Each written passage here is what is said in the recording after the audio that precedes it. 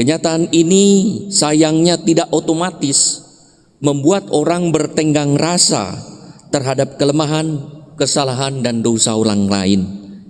Bahkan ada orang yang menghakimi orang lain yang bersalah dengan semena-mena, seakan dirinya itu tidak bersalah, saleh tanpa salah.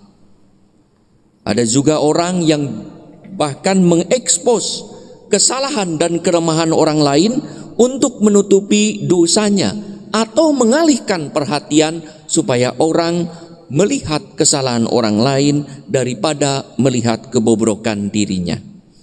Itulah yang dihadapi Yesus saat orang-orang Farisi dan ahli-ahli Taurat yang merasa diri saleh menghadapkan seorang wanita yang kedapatan bersalah untuk dihukum berat sesuai dengan aturan, dengan maksud bukan untuk menegakkan hukum Musa tetapi untuk mempersalahkan Yesus.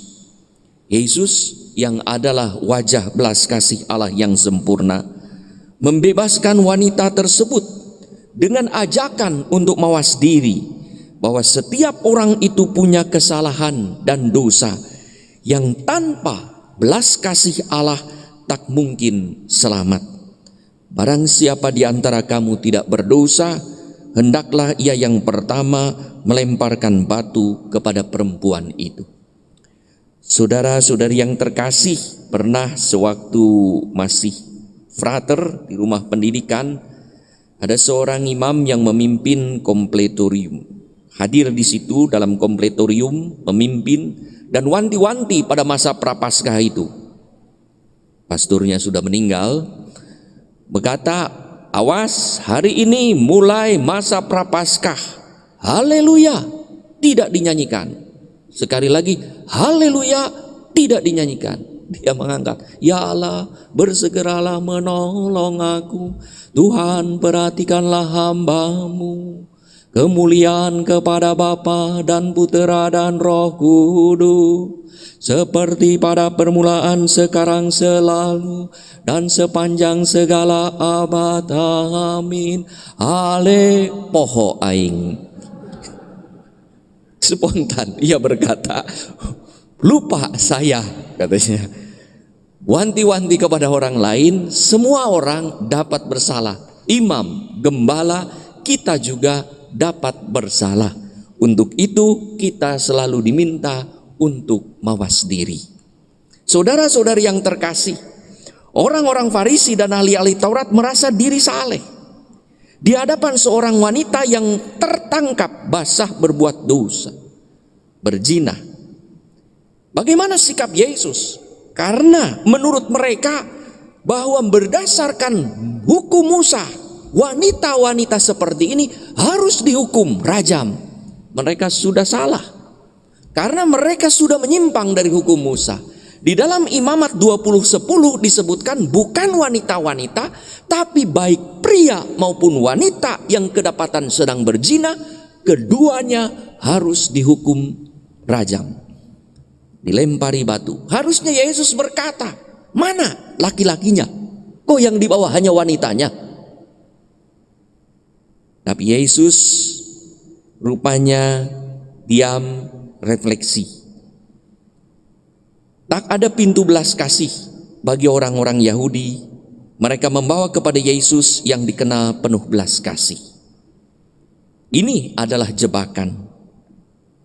Kalau karena belas kasihnya Yesus membebaskan wanita itu dari hukuman, jawaban Yesus bisa menjadi bumerang. Hingga bukan hanya wanita itu yang dihukum, tetapi juga Yesus yang akan dihukum karena telah menghina hukum. Kalau Yesus mengikuti hukum Musa dan turut menghukum wanita tersebut, bahkan menanyakan mana laki-lakinya, bagaimana belas kasih yang selama ini diwartakan dan dinyatakan oleh Yesus? Bukankah belas kasih itu membebaskan? Belas kasih lebih cerdas daripada hukum, lebih cerdik daripada kebencian manusia. Belas kasih itu menyelamatkan semua orang, bukan kelompok tertentu. Maka kesempatan itu dijadikan Yesus sebagai saat untuk mawas diri, untuk bercermin pada belas kasih Allah. Kalau setiap orang bersalah, mengapa kita mau menghukum orang bersalah seolah kita tak pernah bersalah?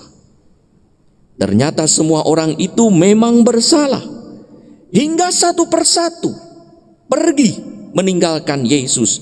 Ketika ditanya siapakah yang tidak berdosa, lemparkan batu pertama. Dan di situ ada satu orang yang tidak berdosa, yaitu Yesus. Dialah yang berhak melemparkan batu pertama kepada wanita itu.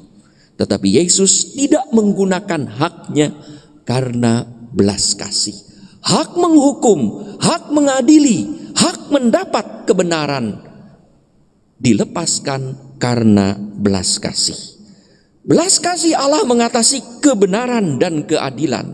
Belas kasih Allah menyertai pengampunan. Orang yang berbelas kasih akan selalu mencari cara bagaimana menyelamatkan orang berdosa dan menyelamatkan orang yang akan berdosa. Maka yang akan melemparkan batu pun tidak jadi melemparkan batu, sehingga pergi meninggalkannya dan tanpa dosa yang lebih jauh. Belas kasih selalu memiliki jalan keluar. Yesus tidak membenarkan dosa. Yesus membenci dosa, tetapi ia mencintai pendosa. Kepada wanita itu Yesus berpesan jangan berbuat dosa lagi. Ketika diadili wanita itu, Yesus turut menunduk, membungkuk, turut duduk di bawah, jongkok di tanah. Karena apa? Yesus mau menempatkan diri sehati, seperasaan dengan orang yang berdosa, dengan wanita yang dicaci maki itu. Maka ketika ia hendak berbicara sebagai Tuhan, ia berdiri tegak dan berkata, siapa yang tidak berdosa, lemparkan. Lalu dia menempatkan diri lagi sebagai orang berdosa menemani. Yesus bersinode, berjalan bersama dengan wanita itu. Paus Fransiskus mengingatkan untuk dapat sinode ada 3 hal, yaitu perjumpaan, mendengarkan, dan refleksi bersama atau diskresi bersama. Perjumpaan, terjadi perjumpaan antara wanita dengan Yesus untuk bisa berjalan bersama. Wanita itu mendengarkan, maka wanita itu tak ada sepatah kata pun membela di hadapan Yesus. Wanita itu sebenarnya bisa berkata, guru bukan salah saya, guru saya di ini, atau guru mana laki-laki itu kenapa tidak dibawa juga ke sini? Bisa, tapi wanita itu mendengarkan. Saat mendengarkan, ada saat perjumpaan, ada kebersamaan dengan Yesus. Ada saat-saat bersama dengan Yesus menyebabkan wanita itu masuk dalam suatu proses diskresi, proses refleksi. Maka ketika Yesus berkata, jangan berbuat dosa lagi, ia pun tidak berkata apa-apa, seakan menyetujui bahwa ia tidak akan berbuat dosa lagi. Ketika ditanya, apakah mereka tidak melempari? Tidak ada. Aku pun tidak. Saudara-saudari yang terkasih, hari ini kita menutup proses sinode para uskup Roma ke-16 yang prosesnya dimulai di keuskupan ini pada tanggal 17 Oktober 2022 dan dilanjutkan dengan 21 dan dilanjutkan dengan proses sinode di tingkat lingkungan, di tingkat wilayah, di tingkat paroki, dekanat, dan hari ini di tingkat keuskupan dengan tema bagi gereja sinodal, persekutuan, partisipasi, dan misi. Sinode yang berarti berjalan bersama mengajak kita untuk membangun gereja yang berjalan bersama. Bersama dengan Yesus sebagai batu penjuru dan bersama dengan para rasul sebagai fondasi iman. Bersama dengan hierarki di bawah kegembalaan Paus Fransiskus bersama dengan semua umat beriman. Perlu saat diam duduk bersama seperti Yesus dengan wanita yang berdosa itu. Ada saat bersama, ada saat mendengarkan, dan muncullah suatu proses diskresi. Belas kasih yang telah menjadi ciri gereja, yang tanpanya gereja tak menarik lagi, diajak untuk berjalan bersama dalam belas kasih Allah. Melalui sinode ini kita diajak untuk membangun persekutuan belas kasih agar dapat berpartisipasi dalam mengembangkan gereja yang penuh belas kasih, hingga kita ambil bagian dalam mewartakan Injil dan mewartakan kerajaan Allah, yang tiada lain adalah mewujudkan belas kasih Allah. Paus Fransiskus menulis surat apostolik Miserere et Misericordia, di mana ia membahas tentang peristiwa wanita yang berzinah ini, yang dikisahkan oleh Santo Agustinus dengan sangat bagus. Misericordia itu adalah belas kasih. Berasal dari kata miserere, adalah penderitaan, dan cord. Maka belas kasih itu diberikan kepada hati bagi orang yang sedang menderita. Hati yang sedang berada pada orang yang sedang mengalami keterpurukan di dalam hidup. Saudara-saudari yang terkasih, masa Prapaskah adalah saat yang tepat untuk berjalan bersama dengan Yesus, untuk menyadari dan secara khusus mengalami belas kasih Allah yang tanpanya kita tak akan hidup damai sejahtera.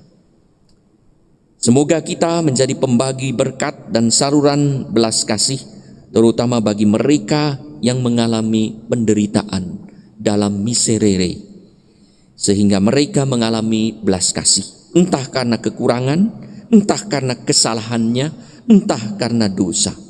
Bukankah kita juga telah mengalami belas kasih Allah?